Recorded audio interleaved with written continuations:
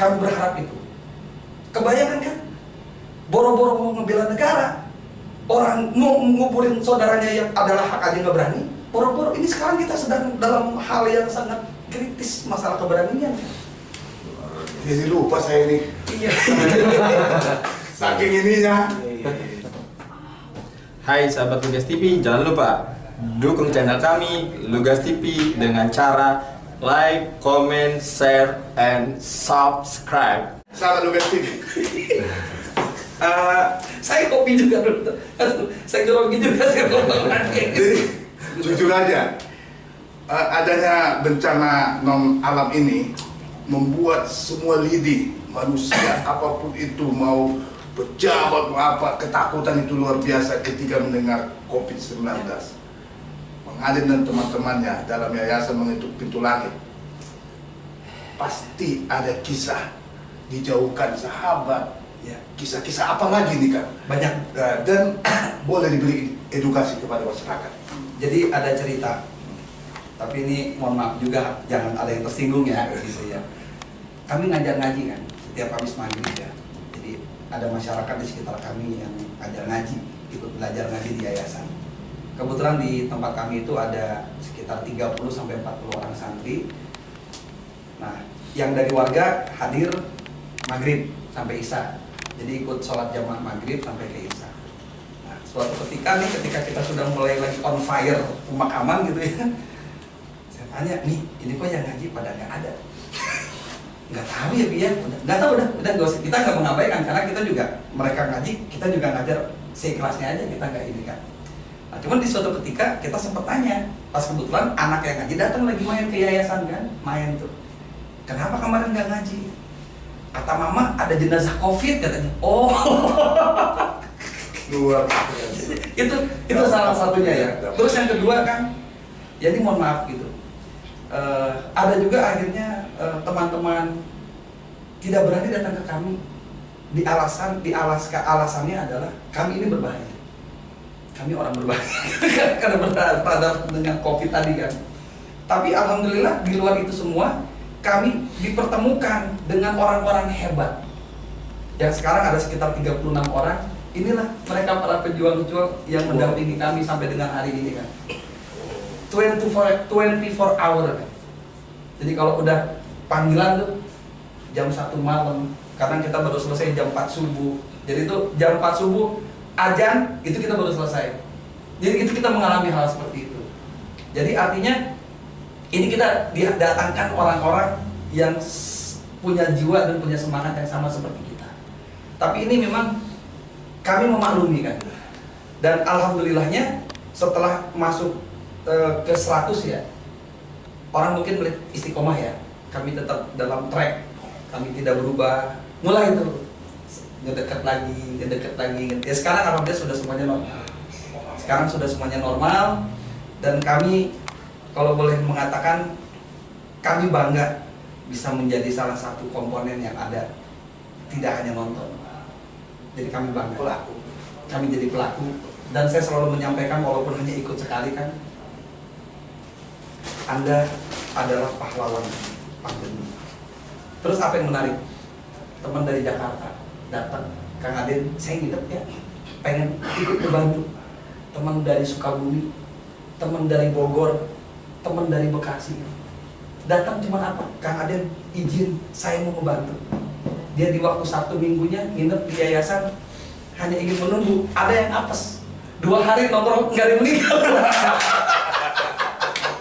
Tapi bukan apes ya, artinya berarti sama Allah belum dikasih untuk ikut rezeki untuk ikut. Tapi niatnya sudah dihitung, Aduh Kang Aden, saya cuma punya waktu 2 hari libur di Sabtu Minggu. Kalau nggak ada yang meninggal, saya izin ya, nggak ini. Jadi Bang Aden, artinya tadi waktu itu tidak dipatok seperti pemadam kebakaran. Iya betul, kayak pemadam kebakaran. Iya, anytime kan. Wow. Anytime. Cuman begini, sedikit kami cerita. Kami punya waktu masa kerja 4 jam. Ya, jadi 4 jam begini. Kan ada protap juga penanganan jenazah COVID itu kalau tidak salah 4 jam juga, 4 sampai 8 jam ya. Nah, jadi kalau kami begini. Pertama ada info dari Satgas Satgas menginfo Kang Aden ada yang meninggal di rumah sakit Anu, mau di dalam Cilegon atau di luar Cilegon, orang Cilegon. Gitu. Ya udah, dimakamkannya di mana? Dimakamkannya di Anu. Ya udah, positif kita hitung tuh. Jadi kita hitung berapa lama ngegali. Nah, jadi proses pemulasaran proses pemakaman ini yang pertama itu adalah dilakukan dulu adalah pemulasaran. Ya, Nah, paralel ketika pemulasaran, pemandian ini dilakukan penggalian. Nah, lalu yang ketiga baru pemakaman.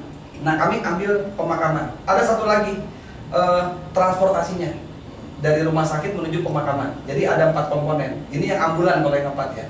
Nah, kami ambil paling ujung. Nah, cuman ini yang kami jaga komunikasinya.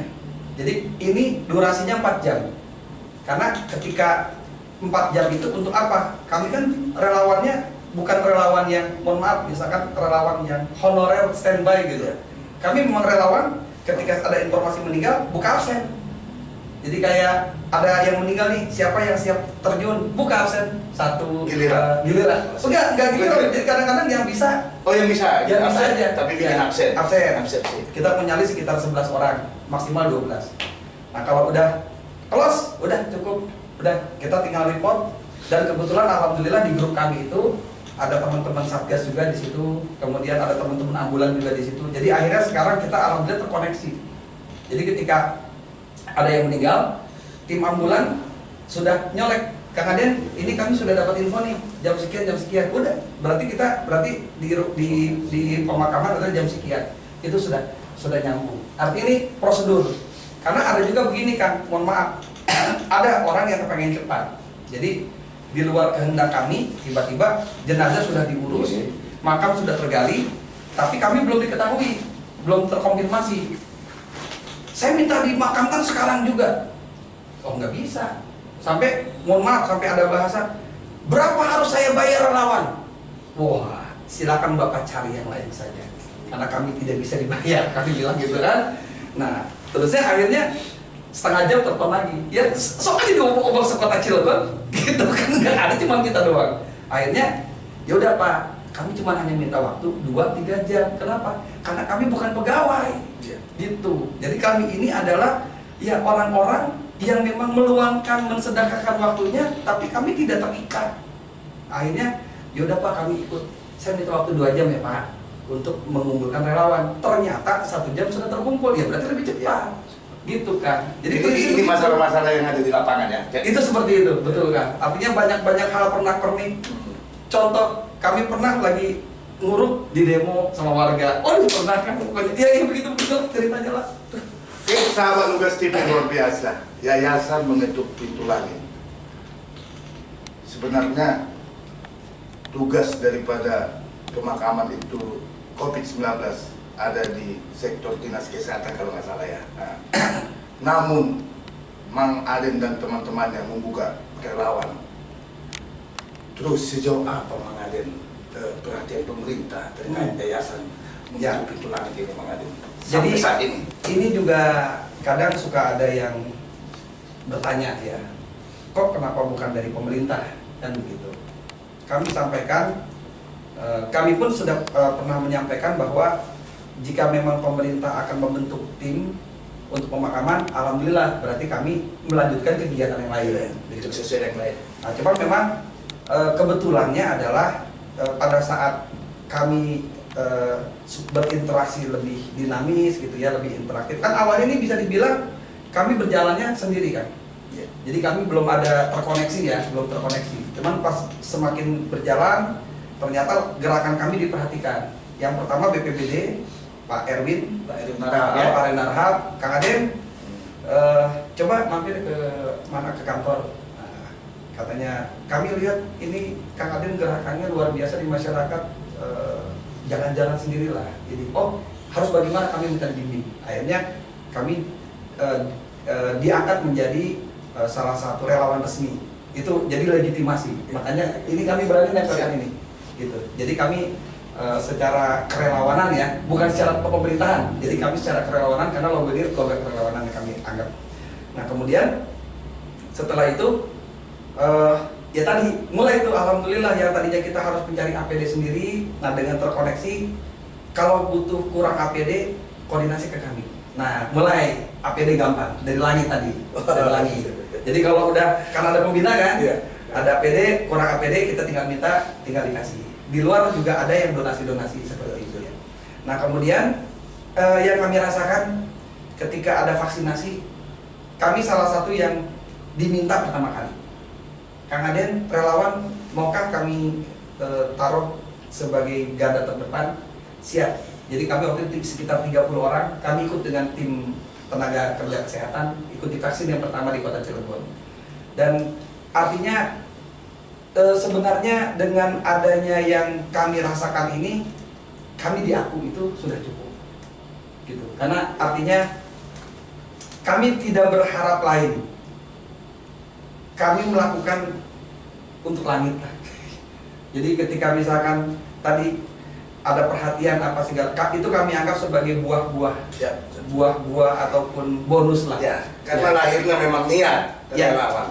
Betul, murni kami dari kerelawanan. Dan sampai kami bilang, Pak Alak khawatir ada yang lain ingin melakukan hal yang sama seperti kami, gantian aja nggak apa-apa. Jadi kami bisa ke yang lain, tapi memang ini bukan hal yang sederhana kan.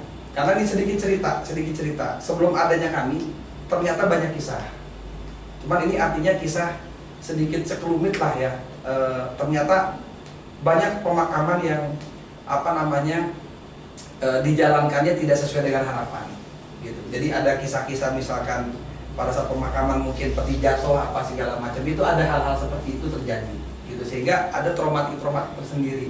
Nah, sedangkan kami sendiri ketika yang pertama kali, yang kedua, ketiga, akhirnya kami belajar dan kami merasa ini bukan hal sederhana. Contoh ya Kang, nanti kita boleh ngerasakan bagaimana menurunkan peti jenazah. Jadi ada clue yang paling, ada catatan-catatan khusus pada saat pemakaman itu. Yang paling urgent adalah pada saat menurunkan peti. Kelihatannya gampang, cuma hanya nuruninnya. Cuman boleh dicek di YouTube, banyak yang jatuh, banyak yang pecah apa. Nah, jadi artinya itu kami pelajari, itu kami benar-benar sampai kepada apa? Kami bikin, kami layani itu benar-benar seperti keluarga kami yang meninggal. Artinya yang 149 Ya, gak ada yang jatuh. alhamdulillah. Luar Jadi biasa. berkah kan. Jadi sampai begini kan, kebetulan di kami ini multi banyak bidang-bidang berbagai profesi ya. Ada ustadz di dalamnya kan, ada pengusaha, ada. Nah, jadi sampai ada cerita begini, si keluarga udah ngundang ustadznya nggak datang, kan pusing itu kan. Waduh, udah didoain dong berarti kan. Kita tanya sama keluarga, ada apa kok kayaknya lagi bingung. Iya, ustadz nggak datang. Tenang, di kita ada ustadz. Akhirnya yang nalkin, yang doa ustadz kita. Begitu ya. Jadi artinya apa? Tapi tadi Ustadz itu bagian daripada relawan. Bagian dari relawan. Ikut juga dia kan, tapi Iya. dia profesi Ustadz. Sebagai ustadz. Luar biasa. Gitu. Makanya apa? Itu tadi. Karena apa? Kenapa mungkin ada sampai dari keluarga itu, sampai video dokumentasi pemakamannya kami punya. Dan itu yang ternyata menjadi apresiasi ya. Jadi selesai, kan kita ada nyambung WA tuh sebelumnya. Ibu izin, ini video apa? Sambil ada yang datang secara khusus kan? Datang secara khusus. Saya tidak kebayang, kok itu ada videonya. Itu kenang-kenangan saya terakhir dengan Om. Itu sampai kita jadi merinding. Ini saya, wah udah ngomongnya udah susah. Makanya tadi kembali ke video tadi, hal sederhana. Ya, tidak digital. Iya. Bisa diputar mau kapan aja. Iya. Dan apa kan kelebihannya? Karena tidak semua orang bisa mendokumentasikan pemakaman COVID. Iya, iya, iya. Jadi kami semuanya punya pemakaman 149, videonya kami punya secara eksklusif. Gitu kan. Jadi ketika ada yang minta khusus, boleh nggak depannya jangan formal, minta foto suaminya gitu. Kirim fotonya, tetap langsung kita bisa buat. Tapi artinya apa? Ini bukan bagian menjadi kita mencari sesuatu. Apa? Kan orang yang meninggal karena COVID itu keluarganya dalam kondisi yang tidak baik, psikologis kan, Ya. masyarakat akan kebayang nggak? Keluarga kita meninggal, masyarakat boro-boro mau datang untuk takziah, semuanya menjauh, semuanya jangan-jangan ini kamunya. Bayangkan. Yang bisa kami lakukan itu adalah, itulah yang bisa kami lakukan. Kami memberikan hiburan psikologis. Dan kita juga kadang-kadang melihat video-video itu, astagfirullahaladzim. Jadi, wah, menyentuh kan. Sahabat Lugas TV, luar biasa, semakin menarik malam hari ini. Kang Aden, di beberapa daerah masuk zona merah, bahkan di kota Cilegon, Ya, zona oranye. Yang kita dapat informasi 134 terkonfirmasi positif. ya. Artinya ke depan ini, mudah-mudahan semua sehat. Artinya ke depan ini pasti Ya. panjang lagi nih. Ya. Dalam pikiran Mang Aden dan teman-teman, waduh, ini masih panjang lagi, atau ada rasa ketakutan atau tambah semangat Mang Aden? Kami melihat pandemi ini adalah medan perjuangan. Medan perjuangan. Jadi apapun itu ya, orang punya anggapan. Jadi kami melihat ini adalah kita sedang dalam posisi sedang berjuang. Gitu. Karena mau tidak mau, tadi kita sudah dijajah menjadi ketakutan. Kita dijajah psikologis. Oleh siapa saya nggak ngerti itu oleh siapa. Cuman yang kita tampak di masyarakat, kita sudah sedang dijajah secara goib. Ketakutan tidak beralasan. Ya, gitu kan kan. begitu tidak beralasan. Ya. Sampai ya tadi yang kecil, hak loh, hak. Iya, tetangga sebelahnya, waduh saya nggak berani. Coba kita lewatkan, nanti dulu saya mau minggir. Kan itu psikologis apa? Ini medan perjuangan. Dan saya bilang ke teman-teman relawan, secara pribadi saya sampai titik darah penghabisan akan saya jalan sampai tuntas ini COVID. Dan itu diaminkan oleh seluruh rekan-rekan. Kang Aden, kami akan bersama Kang Aden untuk mengawal ini. Oleh karenanya, dalam kesempatan ini kan, makanya kenapa saya ngomong begini, saya kepengen didengar oleh banyak masyarakat. Bukan hanya kami yang bisa begini, kami ingin mengajak masyarakat yang lain. Harapan kami itu bukan tujuan utama adanya mengetuk pintu langit ke batu pemakaman, bukan. Harapan kami ketika ada di Cibubur ada yang meninggal, masyarakat di sana sudah menunggu. Kang Aden, kami ikut membantu. Ketika di Jombang, Kang Aden, kami siap membantu. Sejauh ini belum? Sudah mulai 1, 2, sudah mulai. Artinya bertahap, ya bertahap. Walaupun tadi dengan teknis-teknis sedikit, relawan kurang 4. Begitu tuh kan. Tapi kami berharap begitu, sehingga akhirnya kami sudah tidak lagi turun di pemakaman. Karena sebenarnya yang berhak, yang lebih berhak untuk pemakaman yang terdekat. Itu kan. Jadi itu harapan daripada kami. Makanya ini adalah medan perjuangan kita. Bukan, mohon maaf, jangan sampai nanti hanya kami yang bisa merasakan ini adalah perjuangan. Nah, termasuk teman-teman di Lugas TV, ini menjadi bagian kita menyampaikan undang-undang ini ke masyarakat. Ada yang mendengar tiba-tiba mau, ini kan menjadi satu medan perjuangan juga. Karena tidak semuanya orang mau mengangkat obrolan yang seperti ini kan. Kita masuk ke salah satu media sosial aja, udah naikin pemakaman, udah langsung dikoding, ya kan? Salah satu yang tenang tuh, yang subrek masuk pemakaman udah nggak bisa pakai iklan. Benar-benar informasi ini memang terkunci. Cuma artinya ini menjadi bagian yang harus kita sampaikan. Dan kami ingin suasana kembali normal, dan kami tidak muluk normalnya. Hayo kita tunaikan hak. Itu aja kan. Medan perjuangan artinya sampai ada yang merdeka ya. Iya. Merdeka. Sampai tuntas. Sampai tuntas merdeka. Sampai tuntas. Edukasi kepada masyarakat. Jadi kepada seluruh pemirsa Lugas TV, ini yang dibilang bahwasanya COVID ini adalah hanya menjadi tugas daripada tim Nakes sebagai garda terdepan, yang menurut kami sebenarnya ini adalah menjadi tugas kita semua. Setuju. Seluruh elemen harus turun. Kalau hanya pemerintah yang turun saja, ini sampai kapan tidak selesai. Kalau hanya nakes saja, sampai kapan nakes punya kemampuan untuk menghadapi ini? Tapi kalau semuanya kita turun, mulai terkecil tadi, paling depan nggak berani, ambil paling belakang, pemakaman kan paling belakang. Mulai kita keberanian kita tampilkan dari sini. Kami yakinkan bahwa pemakaman tidak berbahaya. Karena dari 149, saya secara pribadi kan ada bolong-bolong dikit. Saya memakamkan sekitar hampir 130 sekian. Anak saya yang kelas 2 SMP kan itu memakamkan ikut hampir 50 kali. Anak saya yang paling gede ketika libur itu sudah hampir 25 kali. Dan teman-teman yang lain ada Pak Fajar di situ, usianya di atas 50, Pak Fajar, ada Pak Isan, pensiunan, di waktu sela-sela kosong pasti hadir gitu kan. Ada Kang Norman, ada Kang Momon, ada Kang Mondi, ya, ada pendekar-pendekar dari TTKDH, ya, itu turun, ada Ahmad Abusi, ada dan banyak lagi teman-teman. Itu tidak mudah lagi, tapi apa? Sehat kan? Dan ini insya Allah bukan sehatnya, tapi berkahnya. Luar biasa, luar biasa. Sahabat Lugas TV, dimanapun saat ini berada, acara podcast kita malam hari ini, wah luar biasa. Baru saja saya tengah.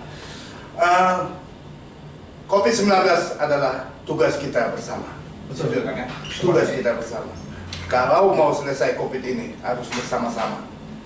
Oke, terima kasih Bang Adin. Siap. Luar biasa. Besok-besok bisa kita undang lagi dengan topik yang program ke depan seperti apa. Yayasan Menyetuk Pintu Langit. Terima kasih. Wah, luar biasa. Di acara sesi terakhir kita, bincang-bincang kita, ada sosok kita dari Lugas TV, Pak Blakon, ya, yang akan memberikan edukasi buat kita intisari daripada bincang-bincang kita. Saya persilakan waktunya ke Pak Blakon. Assalamualaikum warahmatullahi wabarakatuh. Waalaikumsalam. Pemirsa Lugas TV dimanapun Anda berada, sudah kita simak dan dengar sama-sama perbincangan Kang Aden dengan Bang Badia Sinaga. Ini Pak Blakon lemes dengarnya dari Kang Aden ini. Lemes. Artinya pemirsa, COVID yayasannya dulu mengetuk pintu langit. Enggak setiap manusia bisa mengetuk pintu langit. Hanya manusia yang tinggi lah yang bisa mengetuk pintu langit, Bang Aden. Karena langit posisinya tinggi ya. Tinggi imannya, tinggi ilmunya, tinggi keyakinannya. COVID-19, duka yang paling terdalam adalah ditinggal, meninggal oleh keluarga. Tetapi saat duka itu pun keluarga nggak bisa menemani ke dalam kuburnya, dia takut, lari menjauh karena COVID. Tapi Kang Aden mengejar, menguburkan jenazah itu, walaupun bukan saudaranya, bukan keluarganya, karena hak harus dimakamkan. Pemirsa dimanapun Anda berada, COVID bukan untuk ditakuti, tapi untuk diwaspadai. Sampai jumpa di season.